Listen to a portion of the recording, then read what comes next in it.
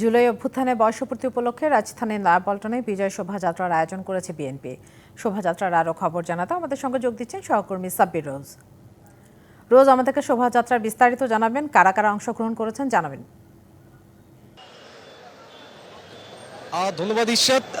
আমরা নয়াপল্টনে বিএনপি কেন্দ্রীয় কার্যালয়ের সামনে আছি।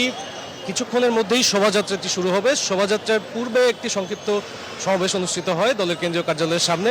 সেখানে বিএনপির ভারপ্রাপ্ত চেয়ারম্যান সহ বিএনপি মহাসচিব সহ শীর্ষ নেতৃবৃন্দ উপস্থিত ছিলেন এবং বিপুল সংখ্যক জনসমাগম হয়েছে। বিএনপি ও এর অঙ্গ সহযোগী সংগঠনগুলো যারা রয়েছেন, একদম নাইটিঙ্গেল মোড় থেকে শুরু করে পুরো পল্টন এলাকা, লোকারণ্য। আমরা দেখেছি যে বিএনপির কেন্দ্রীয় নেতৃবৃন্দ যেটি বলেছেন যে নির্বাচন সামনে রেখে দেশের স্বার্থে এবং জাতীয় স্বার্থে সুদৃঢ় ঐক্য প্রয়োজন। ফ্যাসিবাদ বিরোধী সকল রাজনৈতিক দল এবং শক্তির মধ্যে প্রয়োজন সুদৃঢ় ঐক্য, এবং পাশাপাশি নেতৃবৃন্দ আরও বলেছেন যে নির্বাচন বিলম্ব করার যদি কোনো ষড়যন্ত্র হয় বা পতিত আওয়ামী লীগ সরকার যদি নির্বাচন বিলম্বের কোনো ষড়যন্ত্র করে থাকে তা শক্ত হাতে দমন করতে নেতাকর্মীদের প্রতি দিক নির্দেশনা দিয়েছেন। পাশাপাশি নির্বাচন সামনে রেখে দলীয় নেতাকর্মীদের যে ধরনের প্রস্তুতি বা নির্বাচন সামনে রেখে যে সাংগঠনিক কার্যক্রম সে বিষয়েও অবহিত করেছেন দলের ভারপ্রাপ্ত চেয়ারম্যান সহ শীর্ষ নেতৃবৃন্দ।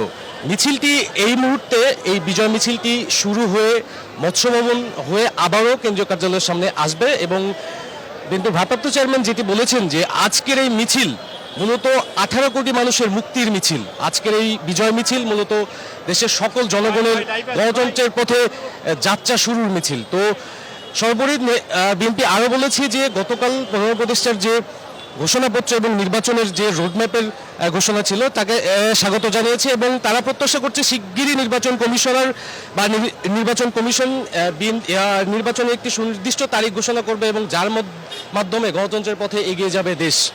তো মূলত এই ধরনের বার্তাই আজকে বিএনপি দিচ্ছে এই বিজয় মিছিল থেকে। ইশরাত, ধন্যবাদ সাব্বির রোজ।